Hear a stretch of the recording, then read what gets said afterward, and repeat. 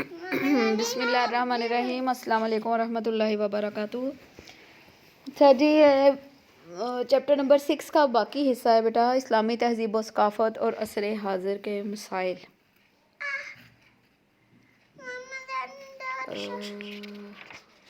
ایک منٹ، ہاں ٹھیک ہے، یہی ہے اسلامی تہذیب و ثقافت اور عصر حاضر کے مسائل۔ اب دیکھیں جو غیر مسلم تہذیبیں ہیں وہ افراط و تفریط کا شکار ہیں۔ ان میں سے بعض جو ہیں انسان کو خدا مان لیتے ہیں اور ان کی پوجا پاٹ کرنے لگتے ہیں کہ گویا انسان کو ہم پوجیں گے تو اس سے رب بھی خوش ہوگا۔ کچھ لوگوں کو بارے میں وہ کہنا شروع ہو جاتے ہیں کہ یہ خدا کا پسندیدہ بندہ ہے، اگر ہم اس کو چڑھاوے چڑھائیں گے اور اس کی پوجا پاٹ کریں گے تو اللہ تعالیٰ ہم سے خوش ہوگا۔ اور بعض جو ہیں بالکل انسان کو ذلیل اور ناپاک اور پلید تصور کرتے ہیں، اور باقی جو چیزیں ہیں جن کو وہ تھوڑا سا طاقتور دیکھتے ہیں، سورج کو، چاند کو یا پھر آگ کو، اس طرح سے وہ مطلب کوئی طاقتور چیز انہیں نظر آتی ہے تو پھر اس کو پوجنا شروع ہو جاتے ہیں۔ انسان کے بارے میں یہ دونوں نظریہ اعتدال سے دور اور صراط مستقیم سے ہٹے ہوئے ہیں۔ انسان ان دونوں انتہا پسند نظریات کو رد کرتا ہے اور اپنا اعتدال پر مبنی نظریہ پیش کرتا ہے۔ چنانچہ ارشاد ہوتا ہے، خدا نے انسان کی پیدائش مٹی سے شروع کی، پھر اس کی نسل کو حقیر پانی کے خلاصے سے پیدا کیا، پھر اسے درست کیا اور اس میں اپنی روح پھونک دی۔ انسان کے بارے میں یہ واضح نظریہ حیات پیش کیا گیا ہے کہ انسان خدا نہیں اور نہ ہی وہ پورا با اختیار ہے، بلکہ اپنے پیدائش، زندگی، بچپن، لڑکپن، جوانی، بڑھاپے اور موت میں کسی چیز کا اختیار نہیں رکھتا۔ غرور، تکبر اور خدائی دعوے اس کو سوٹ نہیں کرتے ہیں۔ انسانی شرف کی معراج رسول صلی اللہ علیہ وسلم نے انسانوں کو اللہ کے آخری پیغام کی صورت میں پہنچایا۔ چنانچہ ہمارے جو موجودہ دور میں ہمارے جو مسائل ہیں ان کو اسلامی تہذیب کس طرح سے ان کا حل پیش کرتی ہے۔ نمبر 1 پہ ہے دہشت گردی کا مسئلہ اور اسلامی تہذیب۔ اب دہشت گردی کیا ہوتی ہے کہ اسلام جو ہے یہ ایک دین کامل ہے اور سلامتی کا دین ہے۔ آپ صلی اللہ علیہ وآلہ وسلم کی شخصیت جو ہے وہ بھی مکمل شخصیت ہے۔ آج کی تہذیب اور ترقی یافتہ دور ایک عظیم مسئلہ سے دوچار ہے، وہ ہے دہشت گردی۔ اب دہشت گردی کیا ہوتا ہے کہ اس میں ایک اسکیم بنائی جاتی ہے، یہ ایک بندے کی، ایک فرد کی منصوبہ بندی بھی ہو سکتی ہے اور پورے گروہ کی منصوبہ بندی ہوتی ہے، جس میں تشدد اور تباہی کا مخصوص طریقہ اختیار کیا جاتا ہے۔ اس میں انسان کے جان و مال، عزت و آبرو کی کوئی حیثیت نہیں ہوتی۔ اس عمل میں جو ہے ہو سکتا ہے کہ خاص مذہبی، لسانی یا نسلی و سیاسی اور مالی مقاصد حاصل ہوں، یا پھر کسی قوم سے نفرت کے سبب جو ہے اس طرح کی پرتشدد منصوبہ بندی کی جاتی ہے۔ اب دہشت گردی کے خاتمے کے لیے اسلامی تہذیب کا کردار کیا ہے؟ نمبر 1 پہ عدل و انصاف کا حکم ہے۔ قرآن پاک میں آتا ہے، ان اللہ یامر بالعدل والاحسان، یعنی جس ملک میں عدل و انصاف ہوگا وہاں دہشت گردی کا دورہ نہیں ہو سکتا۔ یہی وجہ ہے کہ حضرت خلیفہ عمر بن عبدالعزیز کو ان کے گورنر خط لکھ کر کہتے، عوام بگڑ گئی ہے، ان کے لیے سزا مقرر کی جائے، تو آپ جواب میں کہتے کہ ان کے درمیان عدل کرو۔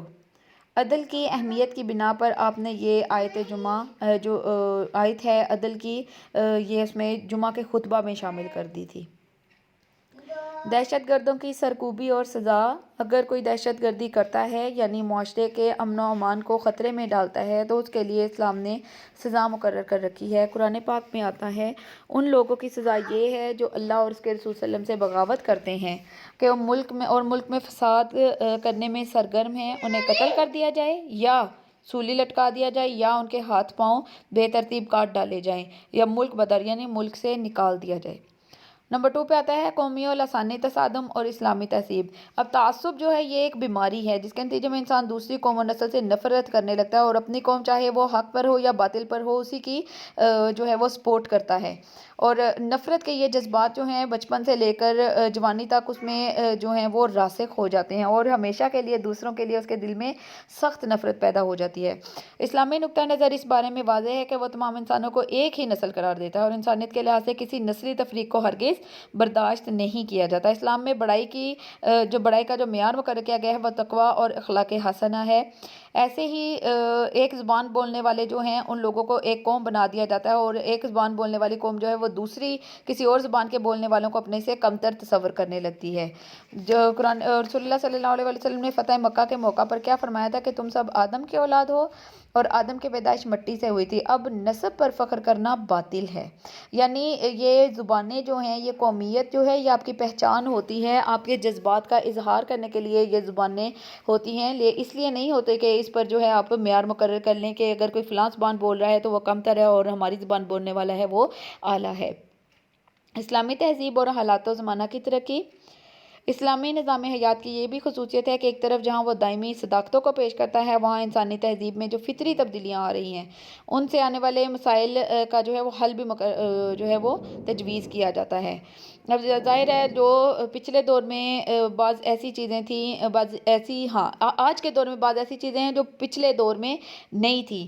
اب بعض ایسے مسائل نکل آتے ہیں کہ جو اس دور میں نہ تھے لیکن اس دور میں موجود ہیں، دور حاضر میں اس طرح کے نئے نئے مسائل موجود ہیں، تو ان کا حل اسلام نے قرآن و سنت کے بعد جو ہے وہ اجماع اور قیاس ہے، یعنی اجماع امت اور قیاس کے ذریعے سے ہم ان مسائل کا حل تلاش کر سکتے ہیں۔ یہ اسلام نے ہمیں اصول مقرر کر رکھے ہیں اور ان اصولوں کو پیش نظر رکھتے ہوئے ہم ان کا حل نکال سکتے ہیں۔ انسانیت کی رہنمائی اور تہذیب اسلام۔ اسلام کی آمد کے بعد پوری دنیا گمراہی اور جہالت میں آمد سے پہلے آنے کے بعد میں اسلام آیا تو جہالت اور گمراہی کو جو ہے وہ ختم کیا گیا، جہالت میں ڈوبی ہوئی انسانیت کو نکالا گیا اور انہیں روشنیوں کی طرف لایا گیا۔ قرآن پاک میں اللہ تعالیٰ فرماتا ہے کہ اور جنوں انس کو ہم نے اپنی عبادت کے لیے پیدا کیا۔ اب انسان کے ارد گرد کا جو ماحول ہے اسے بتایا گیا ہے کہ یہ سب کچھ اللہ تعالیٰ کا پیدا کرتا ہے، یعنی یہ کائنات، اس کا ایک ایک ذرہ بھی جو ہے وہ اللہ تعالیٰ کے حکم کا تابع ہے، کوئی پتا بھی اللہ کے حکم کے بغیر ہل نہیں سکتا۔ اس کائنات پر غور و فکر کرنے سے اللہ تعالیٰ کی عظمت کا احساس ہوتا ہے اور بندہ اللہ تعالیٰ کا شکر گزار بندہ بن جاتا ہے۔ نیکسٹ آ جاتا ہے معاشرتی استحکام کے آداب و اطوار اور حقوق و فرائض کے سنہری اصول۔ اسلام نے بنی نوع انسان کو زندگی گزارنے کے لیے بہترین طریقے سمجھائے۔ صلی اللہ علیہ وسلم کا اسوہ ہمارے سامنے ہے کہ اس پر ہم عمل پیرا ہو کر جو ہے اپنی زندگی کو، دنیاوی زندگی کو بھی اور اخروی زندگی کو بھی سنوار سکتے ہیں۔ اسلام میں جو ہے وہ تمام قسم کے اصول و قوانین جو ہے مقرر کر دیے گئے ہیں، مثلاً والدین، اولاد، زوجین، استاد، ہمسایہ، شہری اور عزیز و اقارب کے ایسے اصول و حقوق و فرائض متعین کیے گئے ہیں جن پر عمل کرنے سے معاشرے میں امن و سلامتی کا ماحول پیدا ہوتا ہے۔ سیاسی مسائل اور اسلامی تہذیب۔ اسلام نے ایک جامع اور فطری سیاسی نظام کا نقشہ پیش کیا ہے۔ اپنے رائے سے جو ہے وہ مشورہ لینا، اسلامی جمہوریت پر مبنی اسلامی سیاسی نظام نے انسانوں کی غلامی سے نجات بھی دلا دی ہے۔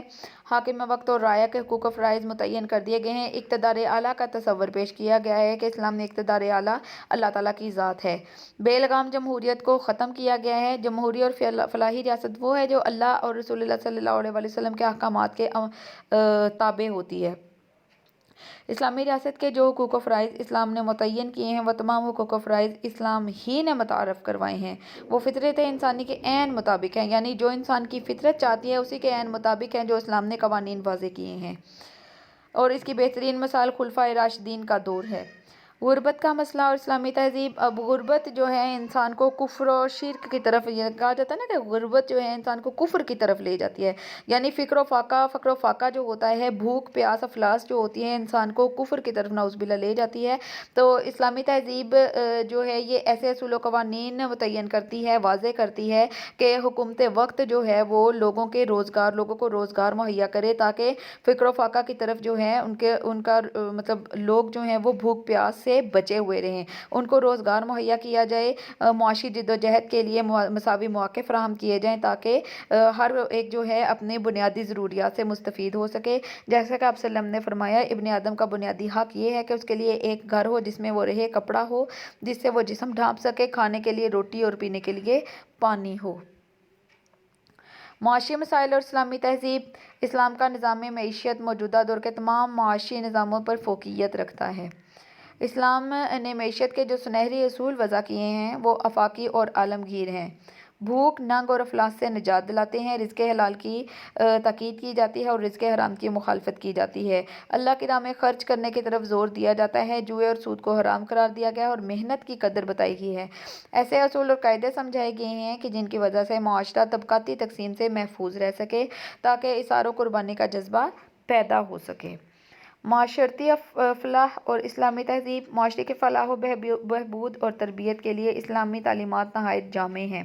غلامی سے نجات، جان و مال، عزت و آبرو کی حفاظت، معاشرتی عدل و استحکام، عورت کا مقام، تمام مسائل جو ہیں اسلام میں بیان کر دیے گئے اور ان کا تسلی بخش حل بھی فراہم کیا گیا ہے۔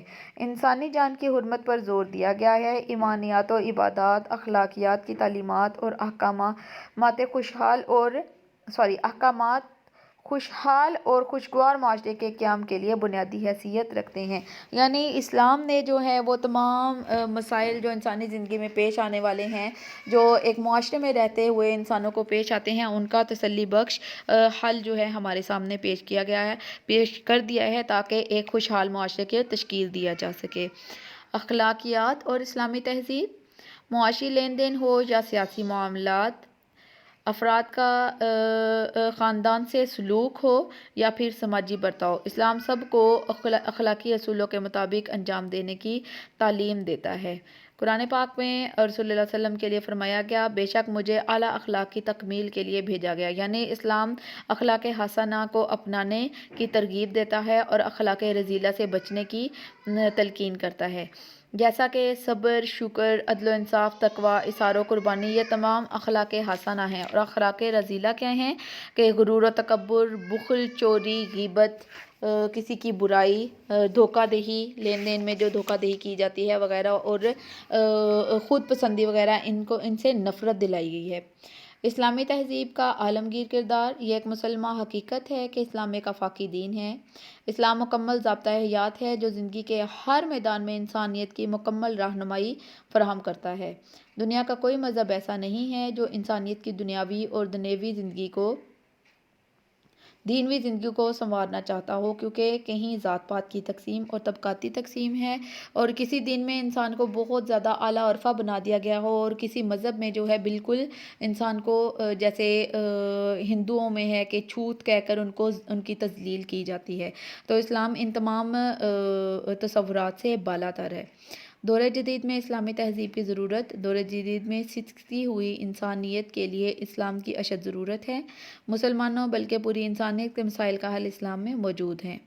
دوسرے جو ہیں مطلب غیر مسلم جو ہیں وہ تو جو کرتے ہیں خود ہم مسلمان ہونے کے ناطے بھی اسلامی تعلیمات سے روگردانی کرتے ہیں، اس کی مخالفت کرتے ہیں، اس کے مخالف سمت میں چلتے ہیں، جس کی وجہ سے عام جو لوگ ہیں، جو غیر مسلم لوگ ہیں، وہ ہم مسلمانوں کا اخلاق و کردار کو دیکھتے ہیں تو وہ ہمارے دین سے ہی قریب آنے کے بجائے الٹا دور ہو جاتے ہیں۔ تو ہمارا طریقہ زندگی ایسا ہونا چاہیے، ہماری جو اخلاقیات ہے، ہمارا جو رہن سہن ہے وہ اسلام کے اکارڈنگ ہونا چاہیے، تاکہ دوسروں کو بھی جو ہے وہ ہمارے دین کی طرف رغبت حاصل ہو، تاکہ دوسرے ہم سے غیر مسلم جو ہیں وہ ہم سے متاثر ہو کر، ہمارے اخلاق سے متاثر ہو کر جو ہے اسلام کو قبول کر سکیں۔ اسلام جو ہے کیونکہ پوری دنیا کے لیے، پوری انسانیت کے لیے جو ہے وہ رحمت کا باعث ہے۔ جن اقوام نے اسے قبول کیا اور عمل کیا وہ دین و دنیا میں کامیاب رہے، لہٰذا انسانی تہذیب کی تعمیر و تشکیل میں اسلام نے ہمیشہ دوسری تہذیبوں کو متاثر کیا ہے۔ یہ ہمارا چیپٹر یہاں پر اینڈ ہو جاتا ہے۔ اس کو آپ لوگ ساتھ بچوں تیار کیجئے گا۔ وَمَا عَلَيْنَا إِلَّا الْبَلَاغُ الْمُبِينُ۔